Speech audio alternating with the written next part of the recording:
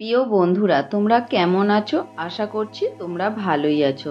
চলো, আজ আমি পাকা পেঁপে দিয়ে আমি কি বানাচ্ছি পুরো রেসিপিটা দেখার অনুরোধ রইল শুরু থেকে শেষ পর্যন্ত। দেখো, এখানে আমি একটা বড় সাইজের পাকা পেঁপে নিয়েছি।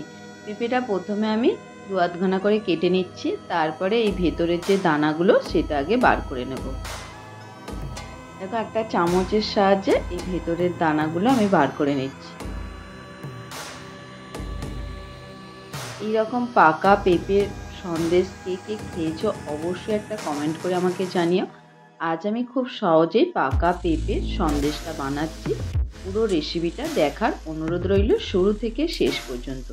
এই দেখো, আমি দানাগুলো এই চামচের সাহায্যে আমি সব দানাগুলো বের করে দিচ্ছি।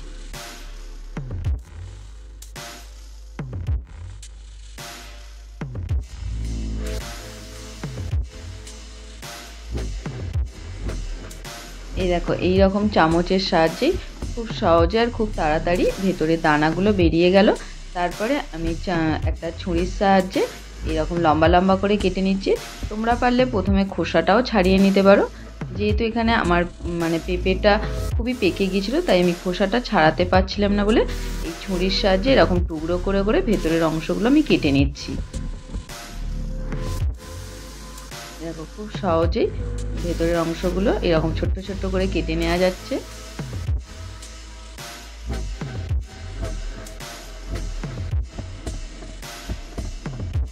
প্রত্যেকটা টুকরো কাটা হয়ে গেছে। এরপর আমি একটা মিক্সার জার নিয়ে নেব।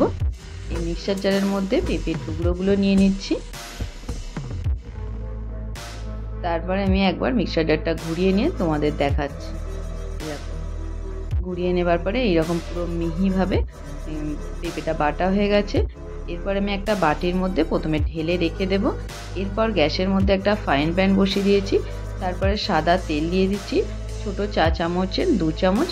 তারপরে এলাচ আর দারুচিনি দিয়ে দিচ্ছি। দেবার পরে একটু ফোড়নটা ভালো করে একটু ভেজে নিচ্ছি। ভেজে নেবার পরে যে আমি পেঁপেটা যে বেটে নিয়েছিলাম, সেই বাটা পেঁপেটা এই তেলের মধ্যেই দিয়ে দেব।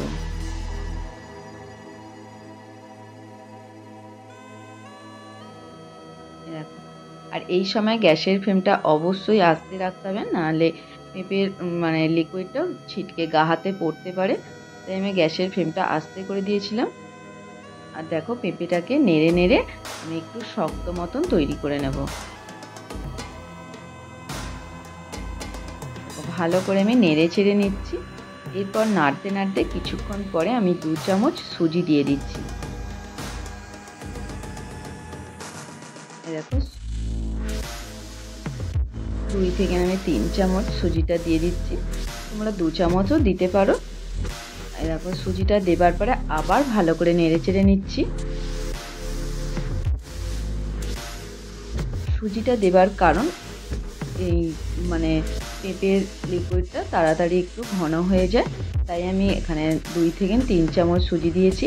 এরপর নাড়তে নাড়তে আমি পরিমাণ মতন চিনি দিয়ে দিচ্ছি। আমি এখানে ছোট বাটির 1 বাটি চিনি দিচ্ছি। তোমরা যে যেমন মিষ্টিটা পছন্দ করবে সেই রকমই দেবে। যেহেতু পেঁপেটা খুবই মিষ্টি আছে, তাই আমি চিনির ভাগটা কমই দিয়েছি। দিয়ে ভালো করে নেড়ে চেড়ে নিয়ে একটু শুকনো শুকনো ভাব করে নিচ্ছি।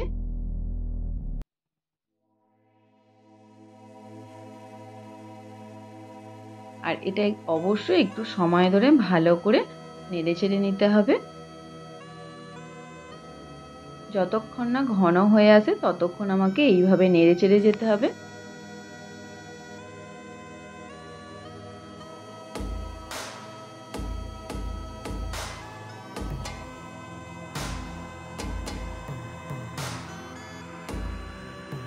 এইরকম পেঁপের সন্দেশ যদি তোমরা বাড়িতে তৈরি করো, তাহলে তোমাদের বাড়িতে লোকজন আসলে তাদের দিতেও সুবিধে হবে।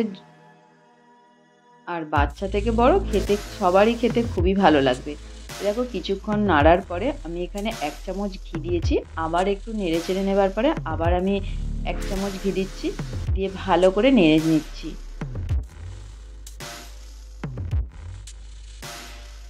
এরকম নাড়তে নাড়তে এই মাঝখানটা এরকম দলা পাকিয়ে আসবে, তখনই বুঝবো এটা তৈরি হয়ে গেছে। এরপর একটা থালার মধ্যে আমি এটা ঢেলে নেব। তার জন্য আমি থালাটার মধ্যে একটু ঘি ব্রাশ করে দিচ্ছি। দিয়ে আমি এই পেঁপের মিশ্রণটা ঢেলে দিচ্ছি। এরপর একটা খুন্তির সাহায্যে ভালো করে সমান করে তারপরে আমি চৌকো করে কেটে নেব।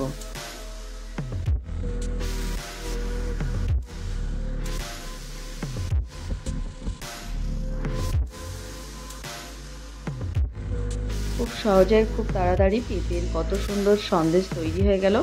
তোমরা অবশ্যই দেখেছো, বাড়িতে একবার তৈরি করবে, খেতে খুবই ভালো লাগবে। যদি ভালো লাগে লাইক শেয়ার অবশ্যই করবে।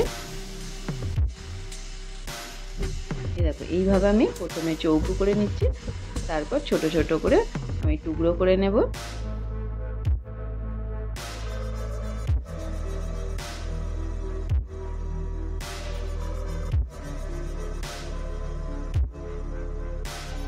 দেখো এবার আমি ছুরির সাহায্যে ছোট ছোট করে কেটে নিচ্ছি। আর অবশ্যই এটা ঠান্ডা হলে তারপরেই করবে, নাহলে ছুরির সাহায্যে কাটা ঠিকঠাক যাবে না। তাই আমি কিছুক্ষণ পর ঠান্ডা হয়ে যাবার পরেই আমি এগুলো কেটে নিয়েছি।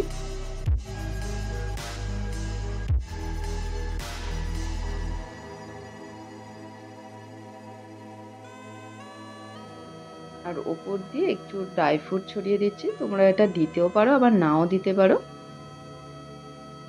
দেখতে যাতে সুন্দর লাগে তাই আমি দিয়ে দিচ্ছি।